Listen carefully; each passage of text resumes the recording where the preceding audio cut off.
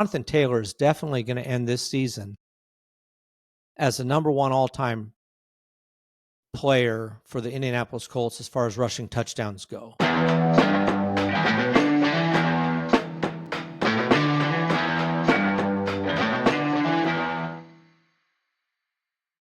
All right, welcome to Just the Stats NFL Top 10s for Monday. Hope you had a good weekend, enjoyed the football. Hopefully your team won. My team did not play, so my team did not lose. So that's something anyway. Yeah, so today for Monday, we've got quite a few top 10s to look at.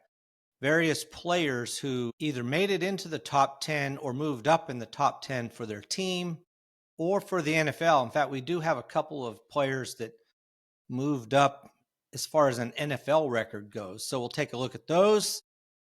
There's quite a few of them. And like I said, so we'll go through all those. Tomorrow we'll look at players for the last week, who are the top 10 players who moved into the top 10 for the season, and we'll see how that went. But today, let's get started with the top 10s for various teams, or for various players on various teams. And we'll start with Myles Garrett. Myles Garrett had 5 sacks in his game. Now, unfortunately for him, it was in a loss. The Cleveland Browns were not able to win their game despite the efforts of Myles Garrett. Yeah, so the Cleveland Browns lost pretty handily, 32-13. But in that game, let me get to it here. Let me move this up here. In that game, Drake May was sacked 6 times. 5 of those were by Myles Garrett. So that was good enough to put him in a tie with a lot of other players, but at 9th all time for the Cleveland Browns in most sacks in a single game. Now, for the Cleveland Browns, actually for NFL too, I believe, Derek Thomas holds the record with 7 sacks in a single game, which also happened to be a loss way back in 1990. Interestingly, Derek Thomas, the only player on the team that's actually Khalil Mack had 6 sacks one time and 5 sacks, but Derek Thomas had 7 sacks in 1990. And then 8 years later, in 1998, he had 6 sacks. Yeah, so Myles Garrett, 5 sacks out of the 6 that they put on Drake May. They could not stop him. Unfortunately, like I said, it wasn't good enough at all to help the Cleveland Browns win the game. Their quarterback was not too good. He threw 2 interceptions and had not only sacked once, but just didn't have a good game at all. But good for Myles Garrett in that game. All right, now let's start looking at some of the other stats. So for Tampa Bay Buccaneers, Baker Mayfield. Now, we're still on the sack situation, but this time it's the quarterback being sacked. Baker Mayfield was sacked 3 times in this game, despite the fact that they did win the game. And let me find that game. I got to find a better way to do this, but I can't bring them all up. Maybe I can just get the scores. All right. Buccaneers, they won 23-3. So it wasn't really a close game either. But he was tied going into this game for the Tampa Bay Buccaneers all-time list for 5th with Steve DeBerg, who played way back in the 80s and early 90s, with 94 sacks apiece. So Baker Mayfield was sacked 3 times in this game. He's got 97. Next up for him, in a category obviously you don't want to be at the top of, but next up for him is 4th place Josh Freeman, who played from 2009 to 2013. He had 110 sacks. So it'll be hopefully for Baker Mayfield, quite a few games before he's able to reach 110 sacks. All right.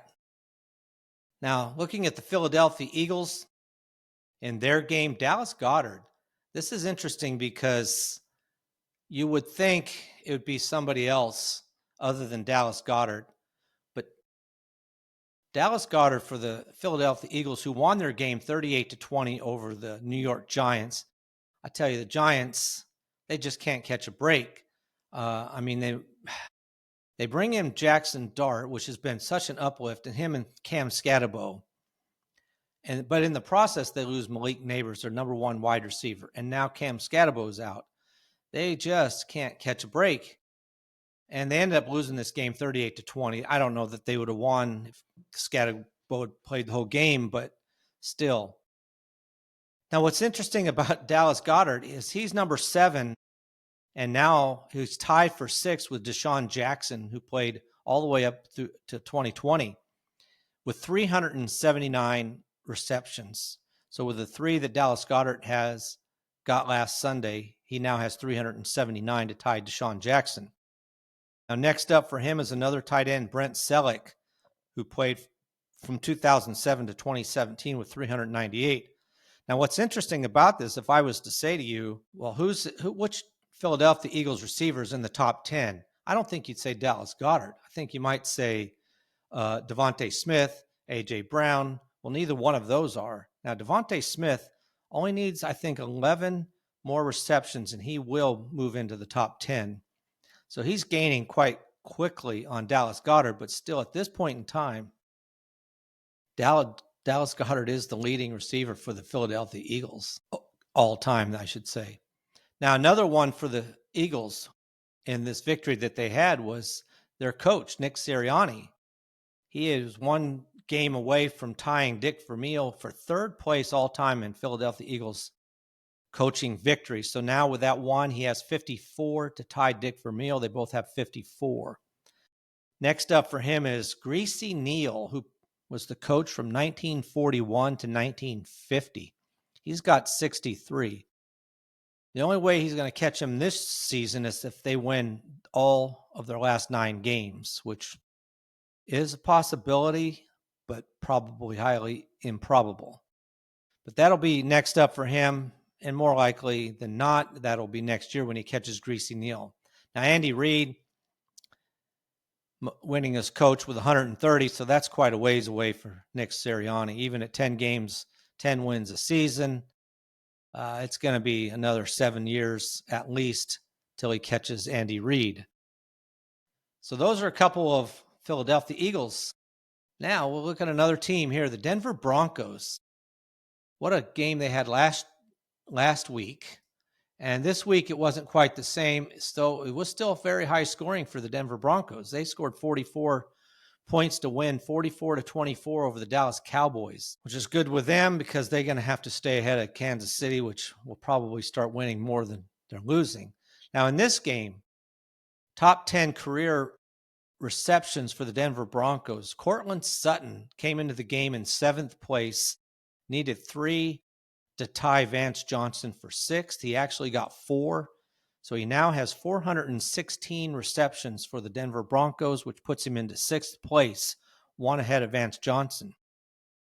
He's been moving up this list pretty steadily so far this season. And now, next up for him is Ed McCaffrey, who played for the team from 1995 to 2003. That's 462 that he has. So it'll be a few games. I don't doubt that he'll do it this season. I mean, he needs 46 to do it. So let's see. If you average 5 games, you'd have to average at least 5 to 6, 5 point something to catch Ed McCaffrey this season. That's as far as it's going to get because Lionel Taylor's next with 543. That'll definitely be a next year number to look for. When you get higher up, it gets a little more difficult to reach each level. So, but good for Courtland Sutton in that victory to get those receptions.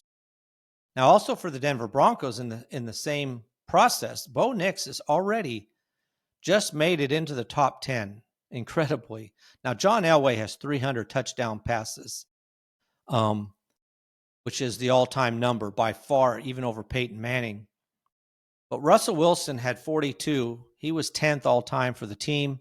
Bo Nix had 4 touchdown passes in this game. Didn't throw for that many yards, 247, but he did have 4 touchdown passes to jump or basically leapfrog over Russell Wilson. So now Bo Nix has 44 touchdown passes for the Denver Broncos. Next up for him is Kyle Orton with 49, which definitely he can do.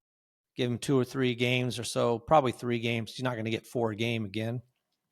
And he will move up into 9th. There's several players. He can move as far as 6th this season easily. Jay Cutler's in sixth with 54, so he only needs 10 to catch him. So definitely something he'll do before the end of the season. We'll just see how much farther he gets after that. All right, so there's a couple of Denver Broncos. Now, Cleveland Browns, back to them. We did have the one with Myles Garrett, like I mentioned. And like I said, the Cleveland Browns lost their game. Now, David Njoku, he only needed one catch. He was in a tie with Reggie Rucker for 7th all-time in receiving touchdowns. And he just needed one more receiving touchdown to move up to tie Max Speedle with 33 apiece. So they each have 33. Max Speedle played way back 1946 to 1952. So what's really funny about this list, Gary Collins is number one all-time Cleveland Browns receiving touchdowns with 70. He played from 1962 to 1971. In fact, it wasn't until Braylon Edwards, who played from 2005 to 2009, he was the first player from the 21st century to even make it into the top 10 on this list, and he's ninth with 28, just barely made it. He's tied for ninth with Michael Jackson, who played from 1991 to 95. So everybody that David Njoku can pass, which he won't pass anybody else, Ozzie Newsome, who played from 1978 to 1990, has 47. He's not going to catch him. I don't even know how many more, if he'll ever catch Ozzie Newsome, in fact, because David Njoku's been playing since 2017, and I don't think he'll get enough. He may. We'll just have to see how he holds up, how many more years he's going to play, but he's already played now 8 years. But like I said, what's interesting, there's nobody new on this list, nobody from the 21st century, except for now David Njoku is now in 8th. But the top 7 players, top 6, I should say, I mean, the most recent is Ozzie Newsome in 1990 when he ended his career. That's how long ago these Cleveland Brown records are. And they're not even, I'm not even talking about a ton of receiving touchdowns. 70's the highest number. And yet there's nobody making much of a push. And there's not going to be anybody even after David Njoku at this point anyway. We'll see how Jerry Jeudy does, but really it's going to be a while. So that's a look at the Cleveland Browns receiving touchdowns, a category that could really need some help from the newer players coming out.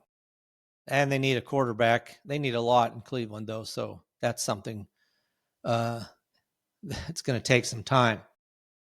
Now, next up, Cincinnati Bengals, looking at their top 10. And this game was a wild game. Cincinnati looked like they'd be able to pull it out. New York Jets in the fourth quarter scored 23 points to win this game 39-38. Cleveland, the Cincinnati Bengals really needed this game to stay in touch with the leaders, and it didn't pan out for them. So they are now 3-5. We'll look at that in a couple of days, the records, the standings. But New York Jets finally win a game, and it was quite a game. 39 points for the Jets. That's way more than they'd scored in quite a while. Justin Fields had a pretty decent game. 244 yards, no interceptions, wasn't sacked. He's been one of the leaders in sacks, being sacked. I think he's finally maybe figured out to let go of that ball as early as possible or just run with it. And he didn't actually run. He ran 11 times, but not for that many yards, 31 yards. Now, back to the Cincinnati Bengals in this record. Receiving yards is what we're looking at here. All time for the Cincinnati Bengals. Jamar Chase continues his climb up this list. He was in 7th. He had 91 yards receiving in this game to give him now 6,145, which helped him to pass Eddie Brown, who was in 6th. He passed him only by 11 yards, but he did pass him. So he's now in 6th place all time in receiving yards for the Cincinnati Bengals. Next up for him, Chris Collinsworth, who most people probably know as the announcer for football. He's got 6,698, so it's a good 500 plus yards. I do think Jamar Chase will do it this year for sure. 9 games to go. He just needs to average, 60 yards a game, which he's been doing. So at some point, he should be able to move up at least past Collingsworth and maybe even Carl Pickens and Isaac Curtis. That's as far as he's going to get this year and probably for the next couple of years. After that, he starts getting into range to A.J. Green and Chad Johnson, the number 1 and 2 players. And if he stays healthy and well, you never know, but Cincinnati Bengals would be crazy to let Jamar Chase go, and they just need to pay him whatever he is asking. But Jamar Chase, number 6 all-time receiving yards for the Cincinnati Bengals. Now, another team that really, actually, I didn't expect them necessarily to win this game, but Houston Texans beat the San Francisco 49ers. 49ers are starting to get on a little skid, and the Houston Texans are trying to mount a comeback in their division. Houston Texans beat the San Francisco 49ers 26-15. Now, in that game, Will Anderson, who's been a terror in his short career, him and Danielle Hunter for Houston are pretty tough. But in this game, Will Anderson came into the game in 7th, 1 sack behind Jonathan Grenard, who had been with the team back in 2023. He needed 1. He got 1 sack, so he's now tied for 6th place all time with 23 sacks for the Houston Texans. Next up for him is Antonio Smith, who played from 2009 to 2016. He's got 27.5. So Will Anderson does need 4.5 to catch him. I think he'll at least move up to 4th place because after Smith is Jadeveon Clowney, who had 29. So he only needs 6 sacks the rest of this year. Now, that's not nothing, but for Will Anderson, he's been pretty good. He's not pretty good. He's really good, and I think it's very possible he could get 6 more sacks in the next 9 games to move up into 4th all-time for the Houston Texans in sacks. All right, next up, Indianapolis Colts. In receiving yards, Michael Pittman. I tell you, these Indianapolis Colts, now it was only the Tennessee Titans, but they did handle them pretty easily, 38-14 in this game. And so they continue to be the best team record-wise. I mean, I'm sure people are going to question whether they're the best team, but as far as record goes, they are the number 1 team in the NFL with a 7-1 record. Michael Pittman was in 10th place all-time in receiving yards for the Indianapolis Colts. He had 95 yards. He now has 4,916 yards, which jumps him over the tight end Dallas Clark, who played from 2003 to 2011. So he is now in 9th place. Next up for him, about 210 yards away, is John Mackey. John Mackey played in the 60s and early 70s, so should be able to catch him. After that, that's probably it, because there's then another 700 yards before he moves up another level. But he should be able to make it to 8th place all time for the Indianapolis Colts. Give him next year, he has a good chance to move up as high as 5th if he plays for the Colts and he's healthy for the season. So good job for Michael Pitt. He's been a good player, Michael Pittman. He puts up the numbers despite whoever happens to be the quarterback. It's been a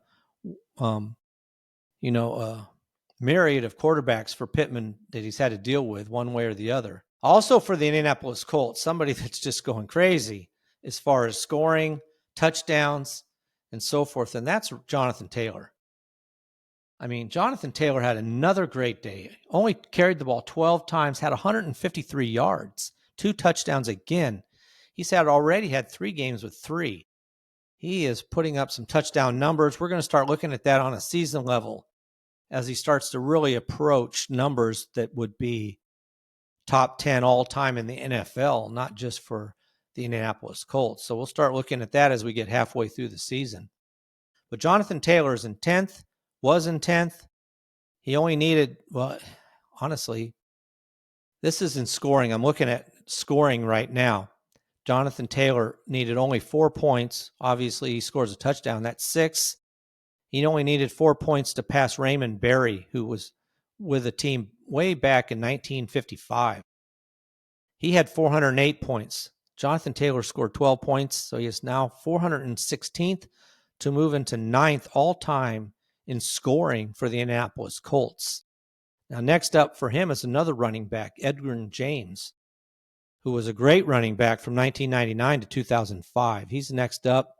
He's got 458 points. So that will take Jonathan Taylor a little while. Even at several games, he's not going to get 2 touchdowns every game. But it won't be long before he can catch Ernie Jennings, another great running back for the Indianapolis Colts.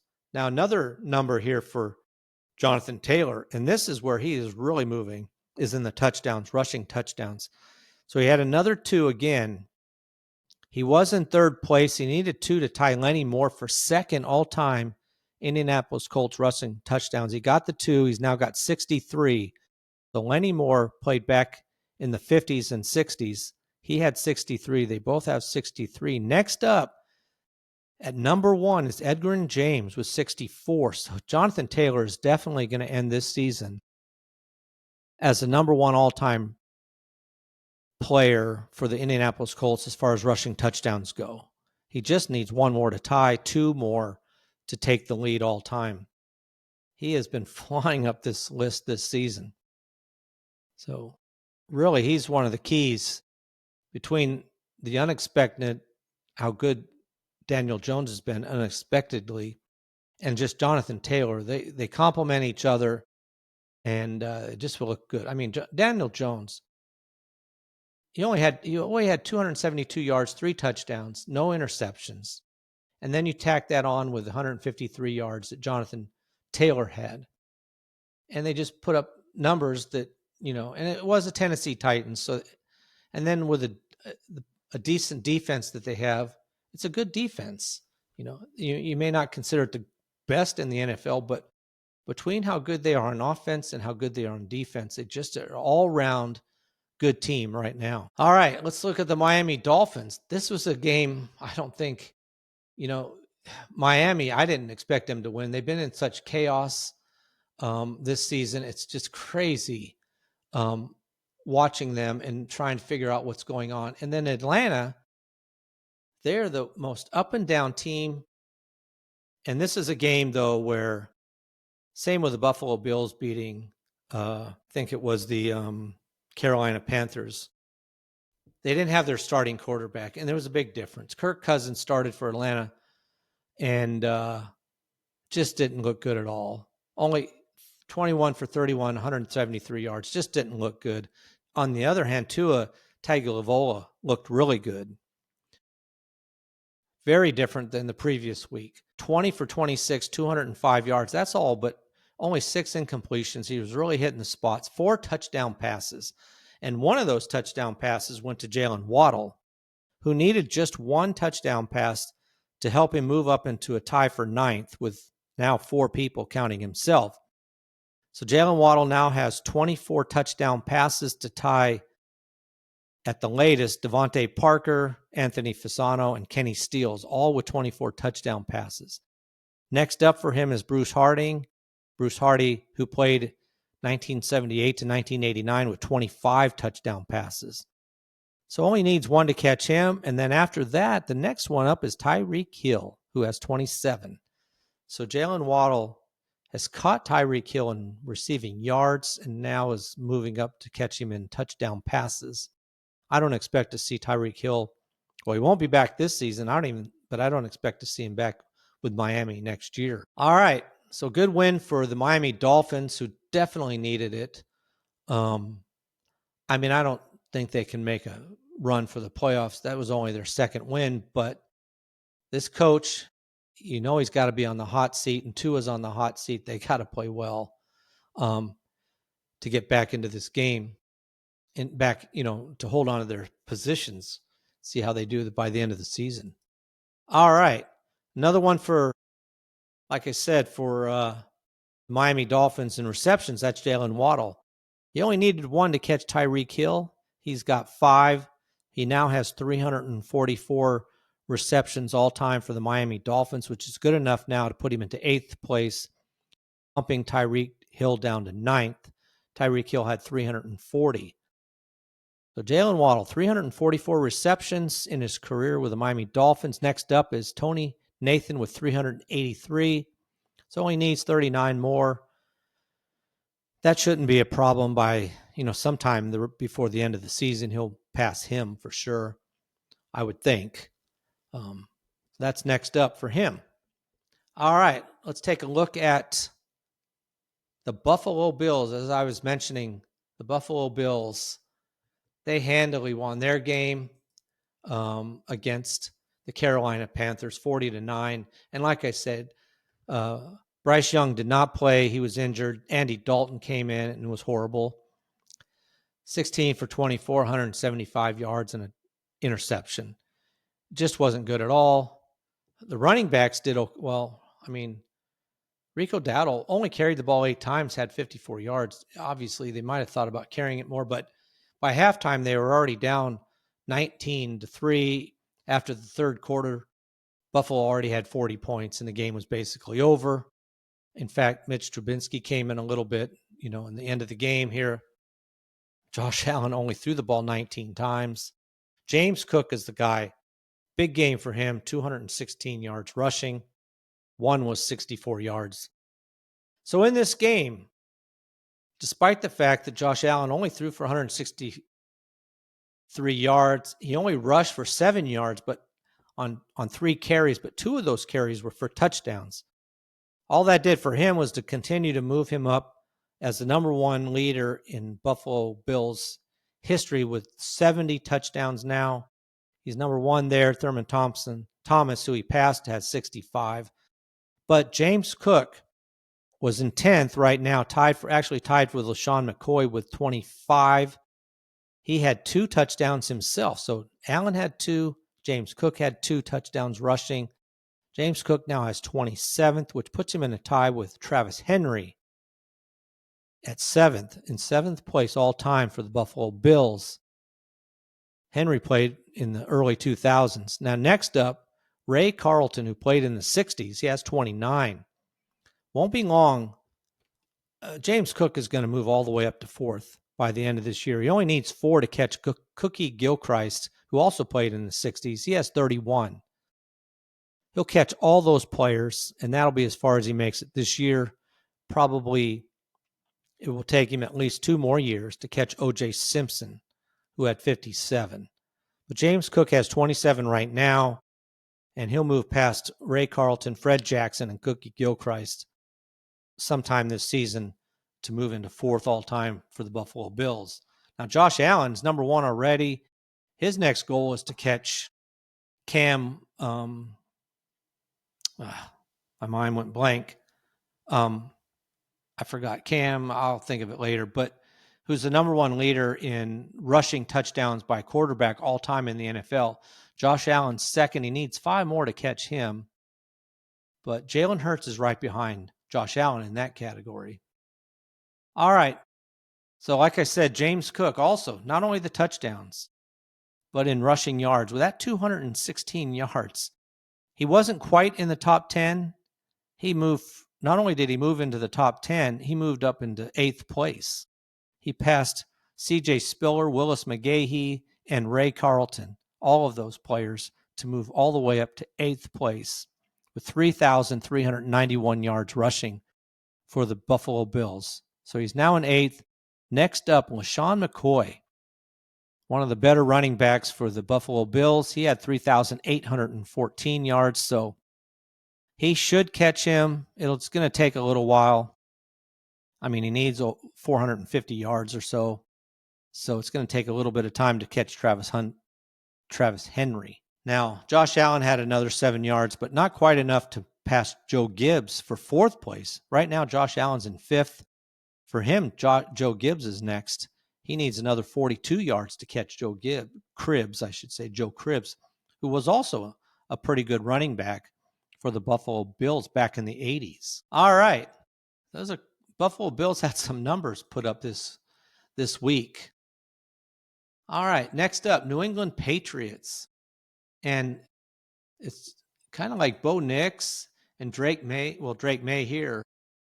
Despite the fact that these are new quarterbacks, they're already starting to pop up on the top 10 list for their team.